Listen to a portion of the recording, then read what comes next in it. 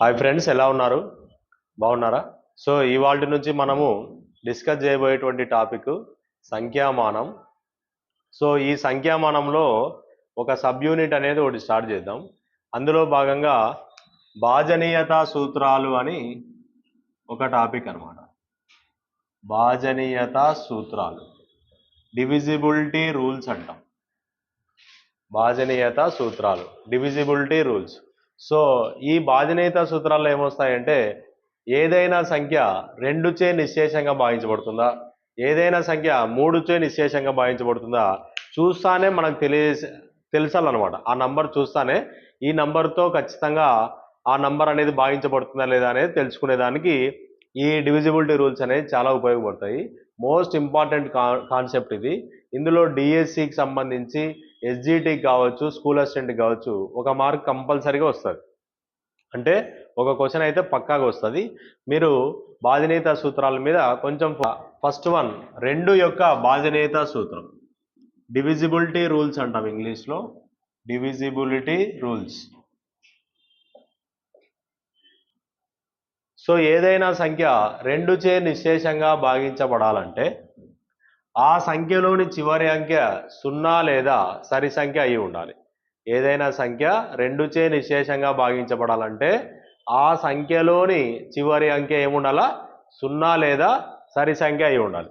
అంటే 990 ఈ సంఖ్య ఖచ్చితంగా 2తో భాగించబడుతుంది. కావాలంటే ప్రూఫ్ చేద్దాం. 990 కదా, 2తో.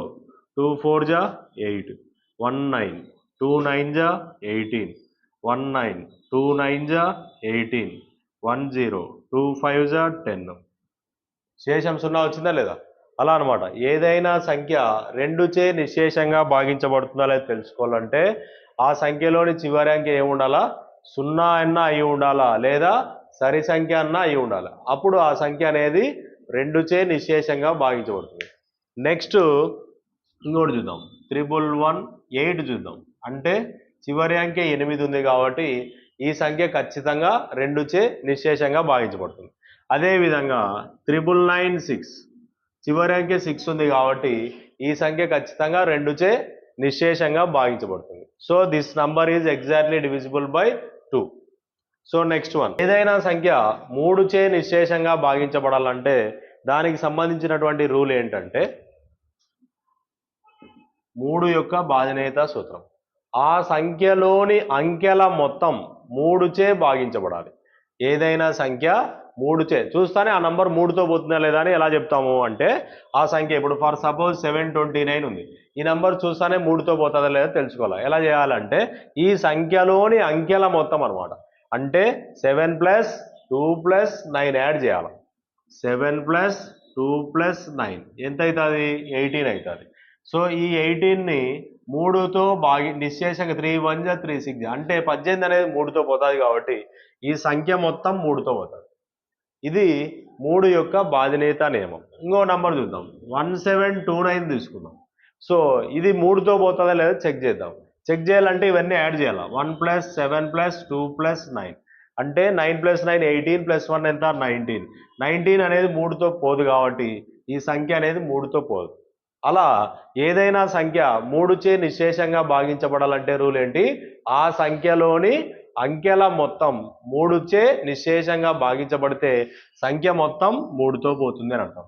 సో ఇప్పుడు మరి 729 3తో పోతుందా లేదా చెక్ చేద్దాం. 3 2 ఎంత? 6, 1 2, 3 4 జా 12, 9, 3 3 జా 9, శేషం 0. సో ఇలా అనమాట. సో శేషం 0 వచ్చింది అంటే ఈ సంఖ్య అనేది 3తో భాగించబడింది అని అర్థం అనమాట. ఓకేనా? ఇది 3 యొక్క భాజనీయత నియమం. 4, ఏదైనా సంఖ్య 4చే నిశ్శేషంగా భాగించబడుతుందా లేదా తెలుసుకోవాలంటే ఆ సంఖ్యలోని చివరి 2 అంకెలు 4చే భాగించబడాలి. అంటే ఫర్ సపోజ్ 1924 తీసుకుందాం. సో అంటే ఈ సంఖ్య 4చే భాగించబడుతుందా లేదా తెలుసుకోవాలంటే ఏం చేయాలా? ఆ సంఖ్యలోని చివరి 2 అంకెలు అనమాట. ఆ సంఖ్యలోని చివరి 2 అంకెలు 4చే పోవాలి. అంటే 24 అనేది 4తో పోతుంది కదా. 4 6 జా 24 అంటే శేషం 0 వచ్చింది. అంటే ఈ సంఖ్య మొత్తం 4తో పోతుంది అని అర్థం అనమాట. అంటే కావాలంటే చెక్ చేద్దాం. 1924 4 4 జా 16, 3 2, 4 8 జా 32, 0 4, 4 1 జా 4, అంటే శేషం 0 వచ్చిందా లేదా? సో ఇది కాబట్టి 1924 అనేది 4తో నిశ్శేషంగా భాగించబడుతుంది. ఎలా చెప్తాము? ఇదంతా చేయాల్సిన అవసరం లే. ఆ సంఖ్యలోని చివరి 2 అంకెలు 4తో పోతే సంఖ్య మొత్తం 4తో భాగించబడుతుంది.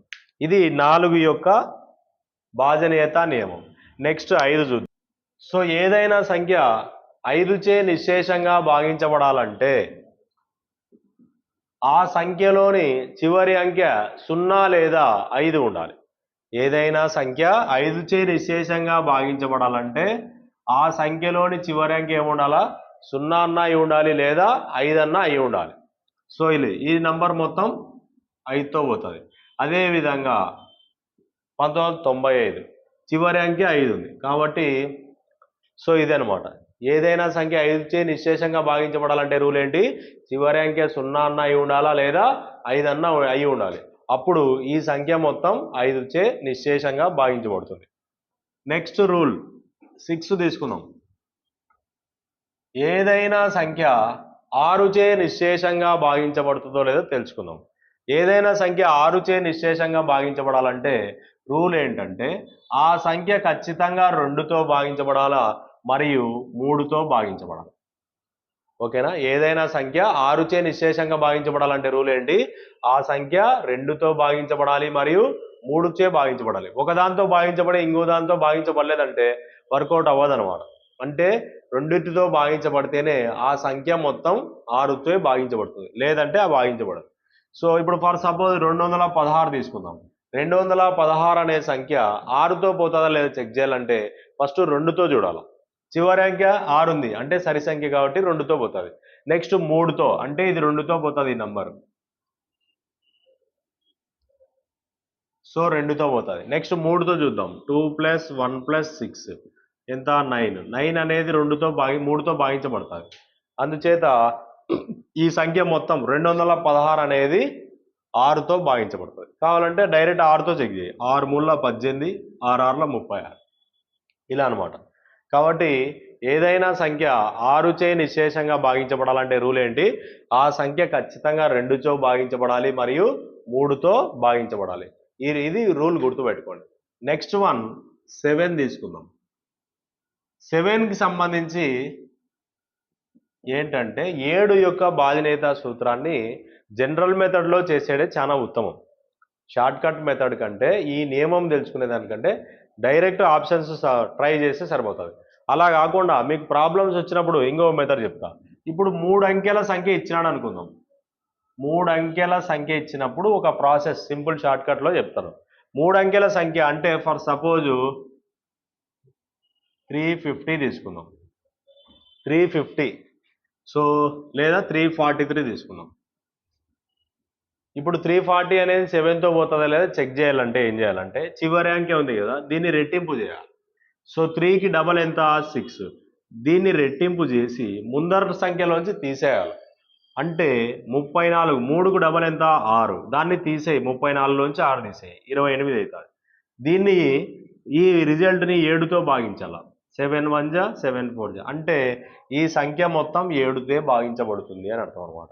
ఒకవేళ భాగించబడలేదంటే సంఖ్య మొత్తం భాగించబడుతుంది. అంటే రూల్ ఏంటి? ఏదైనా సంఖ్య 7చే భాగించబడుతుందా లేదా తెలుసుకోవాలంటే ఆ సంఖ్యలోని చివరి అంకెను ఏం చేయాలి? మనము రెట్టింపు చేయాలి. రెట్టింపు చేసి వచ్చినటువంటి రిజల్ట్ని ఏం చేయాలి? ముందర నంబర్లోంచి తీసేయాలి. అంటే 3కి డబల్ ఎంత? 6. ముందర 2 నంబర్లు ఉన్నాయి, దానిలోంచి తీసేయి, 28 అవుతుంది. ఆ 28ని 7చే భాగిస్తే అది భాగించబడితే సంఖ్య మొత్తం భాగించబడుతుంది. లేదు అది భాగించబడలేదంటే భాగించబడదు అనమాట. ఫర్ సపోజ్ ఇంకో నంబర్ చూసుకుందాం. ఇది రూల్ ఏంటి? 3 అంకెల సంఖ్య ఉన్నప్పుడే ఈ రూల్ అప్లై చేయాలి. సో ఫర్ సపోజ్ 342 తీసుకుందాం. సో ఇది 7తో పోతుందా లేదా చెక్ చేద్దాం. 2 డబల్ ఎంత? 4. అంటే ముందర నంబర్ నుంచి తీసే ఆ 4ని. 34లో 4 పోతే 30 అవుతుంది. సో ఇది 7తో పోతుందా? 7 1 జా 7 4 జా 28, 7 2 జా 14 ఇట్లా పాయింట్లలో వస్తుంది కాబట్టి ఈ సంఖ్య అనేది 7చే భాగించబడదు అనమాట. సో ఇది 7చే భాగించబడాలంటే రూల్ ఇది 3 అంకెల సంఖ్యకు మాత్రమే. మిగతా 4 అంకెలు 5 అంకెలు వచ్చినప్పుడు ఎలా చేయాలో నెక్స్ట్ ప్రాబ్లమ్స్లో చేసేద్దాం. చాలా సింపుల్గా ఉంటుంది. Next condition 8. 8 యొక్క బాధ్యత నియమం. ఏదైనా సంఖ్య 8చే నిశ్శేషంగా భాగించబడుతుందా లేదా తెలుసుకోవాలంటే ఏం చేయాలంటే ఆ సంఖ్యలోని చివరి 3 అంకెలు సున్నాలైనా అయి ఉండాలి, లేదా ఆ సంఖ్యలోని చివరి 3 అంకెలు 8తో అయినా భాగించబడాలి. అంటే ఫర్ సపోజ్ 7 9 000 ఉండాలి. సో ఇలా 3 సున్నాలు ఉన్నాయనుకో ఈ నంబర్ మొత్తం 8తో పోతుంది. అలా కాకుండా సున్నాలు కాకుండా వేరే నంబర్ ఉన్నాయనుకో 79512 అంటే చివరి 3 అంకెలు 8తో అయినా భాగించబడాలి, లేదా చివరి 3 అంకెలు సున్నాలు అయి ఉండాలి. అప్పుడు ఈ సంఖ్య మొత్తం దేంతో పోతుంది? 8తో భాగించబడుతుంది. సో ఇది 8 యొక్క బాధ్యత నియమం. తర్వాత నెక్స్ట్ వన్ 9. ఈ 9 బాధ్యత నియమం ఎలా ఉంటుందంటే సేమ్ 3 లాగే ఉంటుంది. అంటే 3కి ఏం చేసాము? ఆ సంఖ్యలోని అంకెల మొత్తం 3చే భాగించబడితే సంఖ్య మొత్తం 3తో పోతుంది. సేమ్ ఇది 9 కూడా అంతే. ఇప్పుడు ఫర్ సపోజ్ 729 తీసుకుందాం. ఈ సంఖ్యలోని అంకెల మొత్తం 7 + 2 + 9 ఎంత? 9 + 9 ఎంత? 18. 18 9తో పోతే సంఖ్య మొత్తం పోతుంది అనమాట. 9 1 9 2 డైరెక్ట్ పోయింది. కాబట్టి 729 అనేది 9తో భాగించబడుతుంది. ఇది రూల్ అనమాట. ఏదైనా సంఖ్య 9తో భాగించబడాలంటే రూల్ ఏంటి? ఆ సంఖ్యలోని అంకెల మొత్తం 9చే భాగించబడాలి. అంటే 7 + 2 + 9 ఎంత? 18 అనమాట. 18ని 9తో భాగిస్తే సో భాగించబడింది కాబట్టి ఈ సంఖ్య మొత్తం 9తో భాగించబడుతుంది. Next one 10. ఏదైనా సంఖ్య 10చే నిశ్శేషంగా భాగించబడాలంటే రూల్ ఏంటంటే చివరి అంకె 0 ఉండాలా. ఎన్ని నంబర్లన్నా ఉండి లాస్ట్ నంబర్ 0 ఉంటేనే పోతుంది, లేదంటే పోదు. సో ఇది 10 యొక్క బాధ్యత నియమం. తర్వాత నెక్స్ట్ 11. ఈ 11 అనేది చాలా ఇంపార్టెంట్, బాగా జాగ్రత్తగా గుర్తుపెట్టుకోండి. 11 బాధ్యత నియమం ఏంటంటే బేసి స్థానాల మొత్తము మరియు సరి స్థానాల మొత్తము సమానంగా ఉండాలి, లేదా వాటి భేదం అనేది 11తో భాగించబడాలి. అంటే ఇప్పుడు ఫర్ సపోజ్ 1331 తీసుకుందాం, లేదా 1551 తీసుకుందాం. 1551 బేసి స్థానాలంటే 1వ స్థానం 3వ స్థానం. అదేవిధంగా అంటే 1వ స్థానం 3వ స్థానం ఎంత? 1వ స్థానంలో 1 ఉంది, 3వ స్థానంలో 5 ఉంది. అంటే ఈ రెండింటి మొత్తం. మరి సరి స్థానాల మొత్తం 2వ స్థానంలో 5 ఉంది, 4వ స్థానంలో 1 ఉంది.